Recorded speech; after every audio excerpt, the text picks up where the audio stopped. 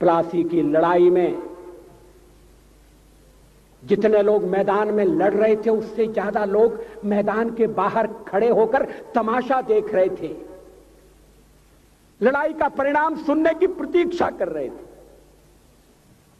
देश के भाग्य का निर्णय होने जा रहा था, मगर उस निर्णय में सारा देश शामिल नहीं था। विदेश मंत्री के नाते मैं अफगानिस्तान गया था। आपको सुनकर ताज्जुब होगा, अफगानिस्तान के अपने मेजबानों से मैंने कहा मैं गजनी जाना चाहता हूं, गजनी। पहले वो मेरी बात उनकी समझ में नहीं आई, कहने लगे गजनी तो कोई टूरिस्ट स्पॉट नहीं है, गजनी में कोई 5 स्टार होटल नहीं है, गजनी में आप जाकर क्या करेंगे, गजनी में आप जाकर क्या देखेंगे। मैं उन्हें पूरी बात नहीं बता सकता। मेरे हृदय में कहीं गजनी कांटे की तरह से चुभ रहा है। जब से मैंने गजनी से आए एक लुटेरे की कथा पढ़ी है और किशोरावस्था में पढ़ी है, मैं देखना चाहता था वो गजनी कैसा है। आपको सुनकर ताज्जुब होगा, महमूद गजनी का अफगानिस्तान के इतिहास में कोई स्थान नहीं है।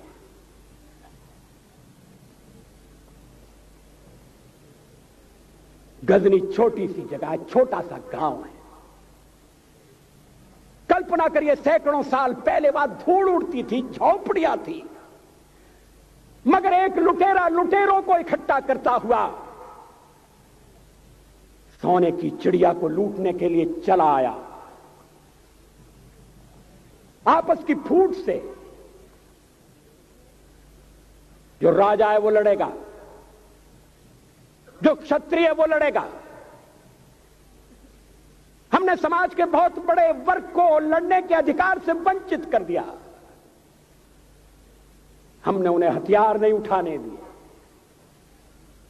मार्शल नॉन मार्शल के आधार पर हमने समाज को बांट दिया। वो लुटेरा सोमनाथ के मंदिर तक चला गया। पुजारी देखते रहे।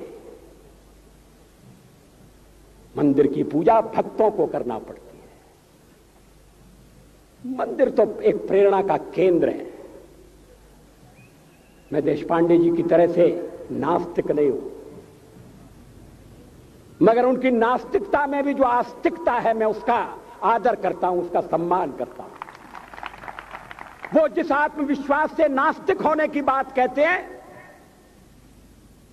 तो मैं उनसे कहना चाहता हूं वो सचमुच में नास्तिक नहीं है। जिसकी आस्तिकता है, जिसका विश्वास है, वो नास्तिक कैसे हो सकता है?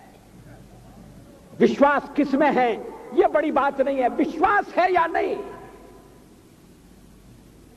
हमने समाज के बहुत से बड़े वर्ग को विश्वासहीन बना दिया।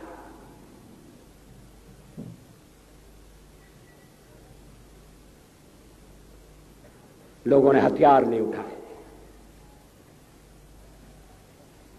वेद पढ़ने के दरवाजे बंद कर दिए। इसलिए हम पादाक्रांत हुए। अफगानिस्तान में मैंने एक बात और देखी।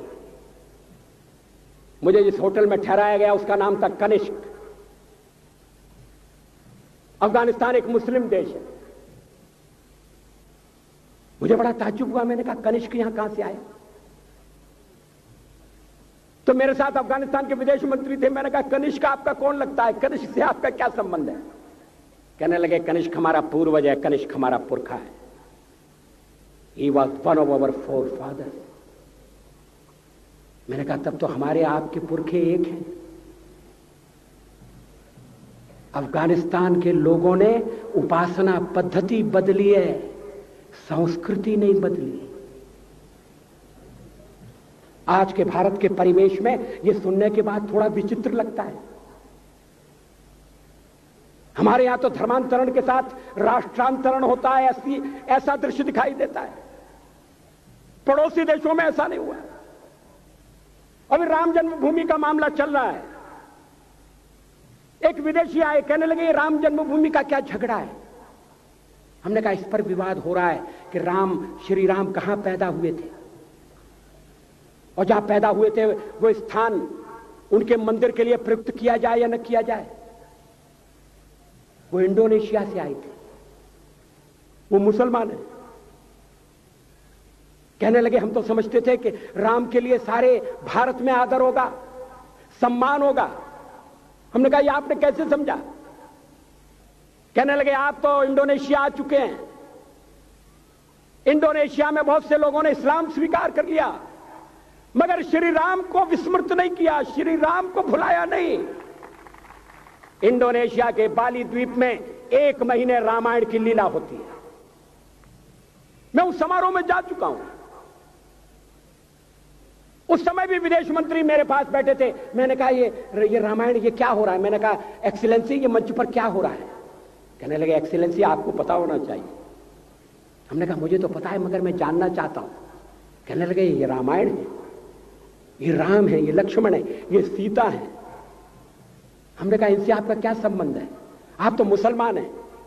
कहने लगे हमारा संबंध बहुत पुराना है, हमारा तब का संबंध है जब हम मुसलमान नहीं हुए थे। थाईलैंड की राजधानी अयोध्या कही जाती है। थाईलैंड के राजा को आज भी राम कहा जाता है। सावरकर जी ने हिंदू राष्ट्र की बात कही, हिम्मत के साथ।